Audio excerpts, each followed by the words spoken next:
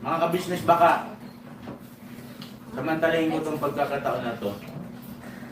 Kung po pwede po sana, lalambing ako sa inyo. Supportahan niyo po yung Anime Reactors TV. Solid ka business po yan. Tapos ano po kasi siya, bedridden na po mga ka-business. So sa pamamagitan ng pagbablog, awa ng Diyos nga na monetize na siya. Nagkakaroon siya ng kaunting revenue. Kaya maliliit lang kasi yung views niya. Baka pwede po suportahan natin si Anime Reactors TV. Yan. Pero bedridden na po siya. Kaya mapapansin nyo yung at least na mukha niya, pinapakita niya. Cartoon character. Portahan po natin yan, Anime Reactors TV.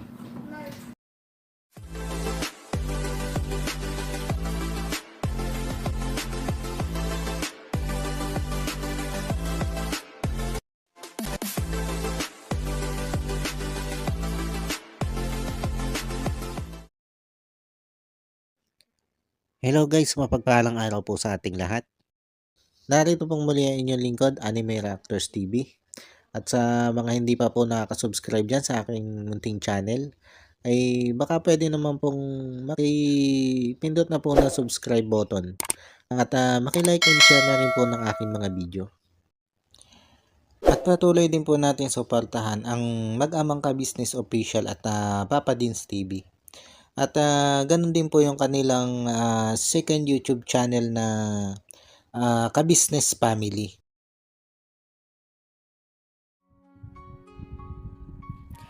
Yan, panibagong araw, panibagong reaction ulit po tayo.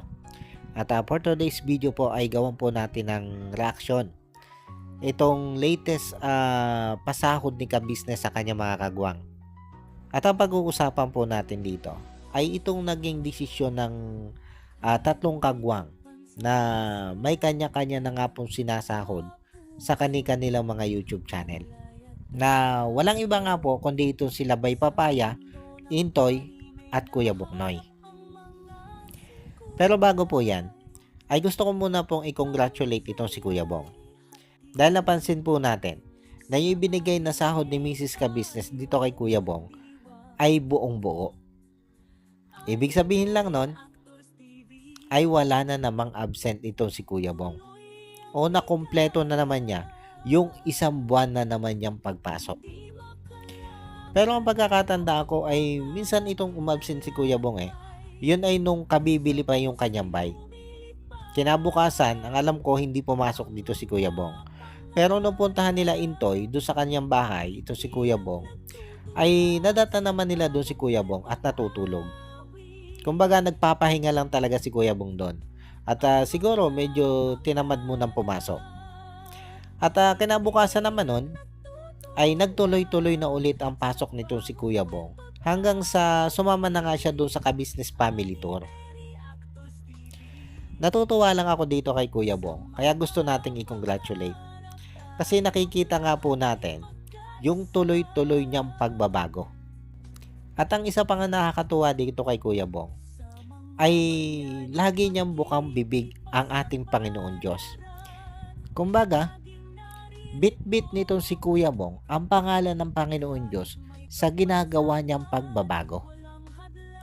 At isa itong napakagandang sinyales para masabi natin na mas malaki ang magiging pagbabago ni Kuya Bong ngayon at maaaring magtuloy-tuloy na talaga ito. Dahil habang nakikilala niya ang ating Panginoon, ay sigurado na mas makikita niya kung ano yung tama at mali. At kung napansin nyo, yung lagi niya sinasabing babawi siya, ang tingin ko, ito na yun. Ito na yung sinasabi niyang babawi siya. Na maaaring ang gusto niyang iparating doon ay yung ipapakita niya yung tuloy-tuloy niyang pagbabago. Yun bang tipong gusto niyang ipapakita na lang niya sa gawa ang ginagawa niyang pagbabago. Hindi na lang niya sasabihin o hindi na lang niya sasalitain. Kaya sana naman nga hindi tayo nagkakamali ng palagay dito kay Kuya Bong. At sana nga ay talagang tuloy-tuloy na ang maging pagbabago nito si Kuya Bong. At alam ko na sa ginagawang pagbabagong ito ni Kuya Bong ay marami sa atin ang natutuwa. Kaya congratulations sa iyo, Kuya Bong. Ngayon pa lang ay kinukongratulate na kita. At ito nga po mga kabisnes, mga kapapi. Dako naman tayo dito sa tatlong kagwang na sumweldo na nga po dito sa kanilang mga YouTube channel. Dahil dito sa naging latest pasahod nito si Kabisnes, ay merong binasa itong si Kabisnes na mensahe ng Kabisnes supporters. Na ang suggestion nung nagmensahe ay baka daw pwedeng hindi na sahuran itong mga kagwang. Dahil may mga tinatanggap na nga po itong sahod mula sa kanilang mga YouTube channel. At alam naman natin na hindi biro yung halaga ng sinasahod nitong tatlong kagwang na ito mula nga po dun sa kanilang mga YouTube channel. At ang naging mabilis na pagtugon dito ni Kuya Buknoy sa mensaheng ito ng isang kabisnes supporters ay kaagad siyang sumang-ayon sa minumungkahing ito ng kabisnes supporters. Dahil ayon dito kay Kuya Buknoy ay napag-usapan na nilang tatlo ang bagay na yon. At ang gusto nila ay sa susunod na buwan ay hindi na sila tatanggap ng sahod mula sa KBO. At dagdag pa nito si Kuya Buknoy na yung sasahurin nilang tatlo, nitong si Bay Papaya, Intoy, at saka nga nito si Kuya Buknoy, ay idagdag na lang ni Kabisnes doon sa pondo para doon sa pagbira ni Kabisnes sa mga kababayan nating higit na nangangailangan. Ito yung isang napakagandang desisyon na narinig ko buhat dito sa mga kagwang na ito.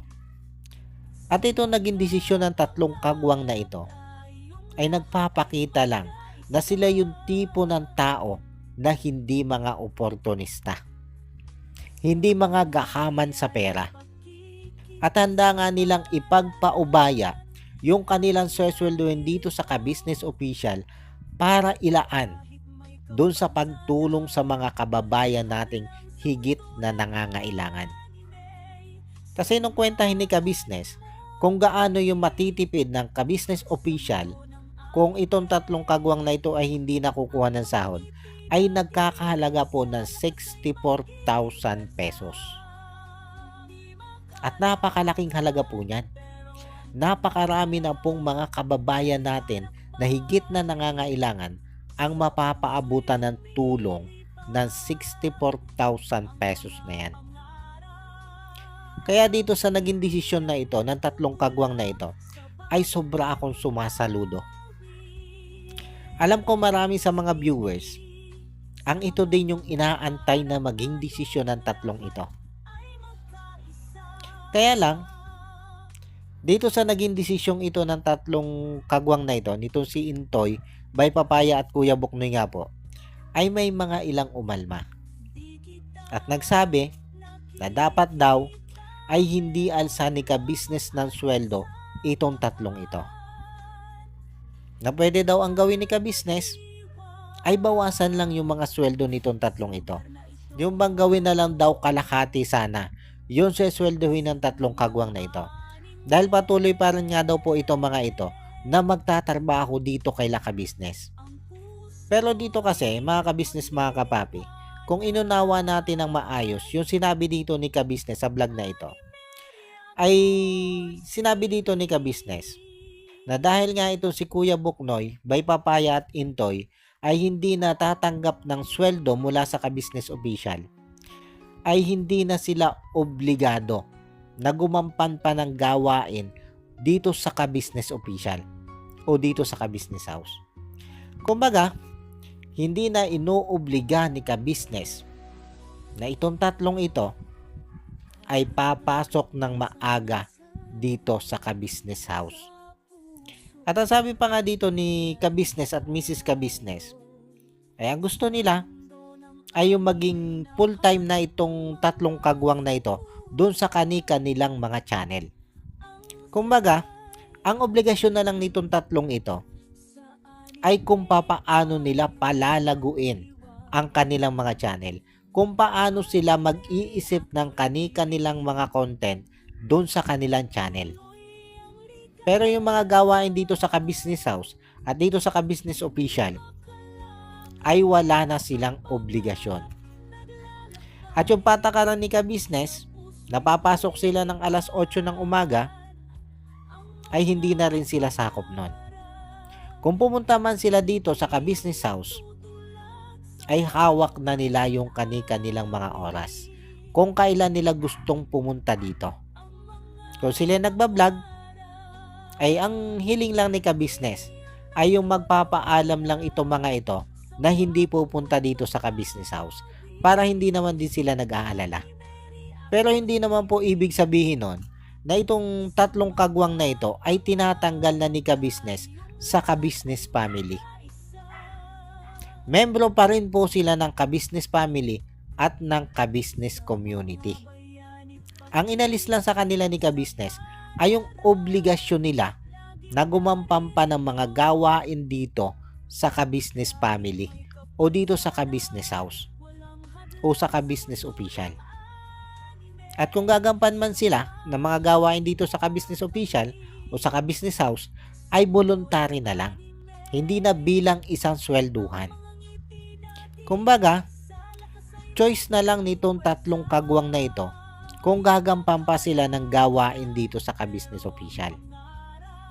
Kaya doon sa mga viewers na nagsasuggest na wag tanggalan ng sweldo itong tatlong kagwang na ito, nabawasan na lang yung sweldo nitong tatlong kagwang na ito, ay sa bagay pong yan, ay wala ding magagawa itong si Ka-Business.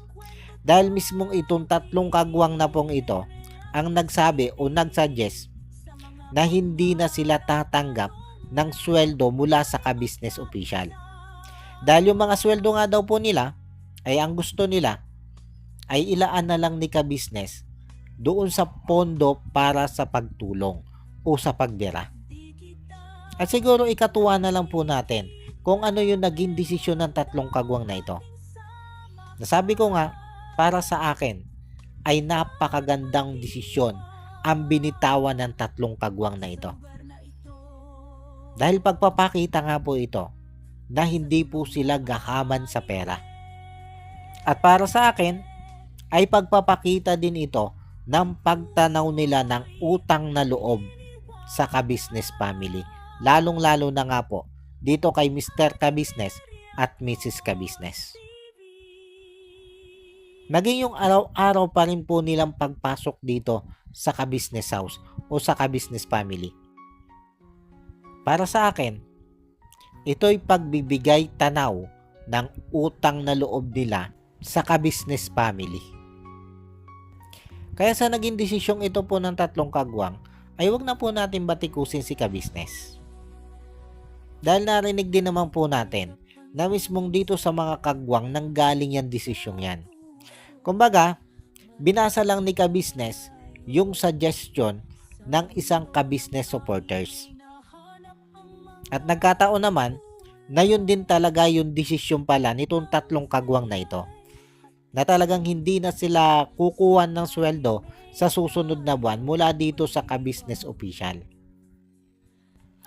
Kaya halip na questionin po natin itong naging desisyon ng tatlong kagwang na ito, ay papurihan pa po natin sila.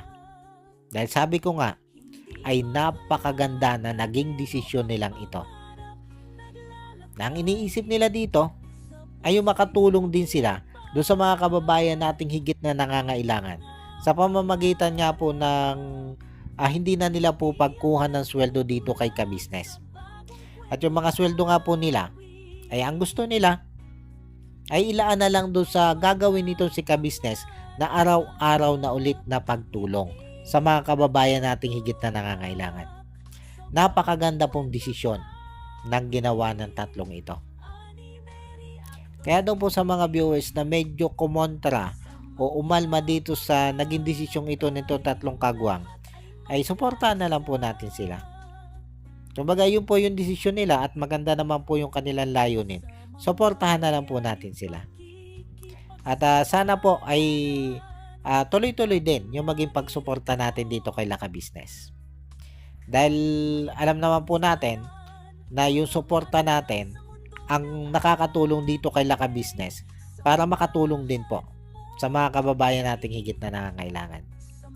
At sabi ko nga po, kung ano man yung naging desisyon ng tatlong kagwang na ito na hindi na sila kumuha ng sweldo dito sa ka-business official, ay irespeto na lang po nating lahat. Paano po, hanggang dito na lang muna ulit po at sana po ay nagustuhan nyo itong aking reaction video na ito. At muli po ay maraming salamat po sa patuloy nyo pong pagsuporta at sa wala nyo pong asawang panonood sa aking mga nare-reaction ng video. At sa mga hindi pa po nakaka-subscribe dyan sa muntikong channel, ay baka naman po pwedeng makipindot na po ng subscribe button at maki-like and share na rin po ng aking mga video. At yun, bago po tayo tuluyang magtapos, ay gusto ko lang pong i-shoutout itong sila Ma'am Nerissa ng New Jersey. Shoutout po sa inyo ma'am at maraming salamat po sa patuloy nyo pong pagsuporta at sa wala nyo pong sawang panonood sa aking mga nire-reaction ng video. At shoutout din po dito kay Ma'am Elena Capillo. Shoutout po sa inyo ma'am at maraming salamat din po sa patuloy nyo pong pagsuporta at sa wala nyo rin pong sawang panonood sa aking mga reaction video. At shoutout din po dito kay Idol Wakiwak TV. Shoutout sa inyo Idol at salamat din sa lagi mong pagsubaybay sa aking mga reaction video. At shoutout din dito kay Jewel Channel. Shoutout po sa inyo sir. At syempre shoutout din dito sa aking mga kasama reaktor na sila Taong Gala, Kalingap Turak, Katangay PLC, Ma'am Flers Channel, Annalisa Reality Vlog, Alminda Mix Vlog, at MK Enday Okray TV. Shoutout po sa inyo. At muli po, ay maraming salamat po. And God bless po sa inyong lahat. Anime Reactors, shoutout po. Suportahan natin yan si Anime Reactors TV. Yan, pakisupport po natin. Siya po ay isang bedridden na mga ka-business. Check nyo po yung kanyang YouTube channel, Anime Reactors TV. Siya po isang bedridden na, ayan, kahit paano nakakagawa-gawa siya ng mga reaction video patungkol sa ka-business official. Suportahan po natin para kahit paano magkaroon siya ng revenue, may magamit siya sa pambili-bili man lang ng gamot, ano po mga ka-business.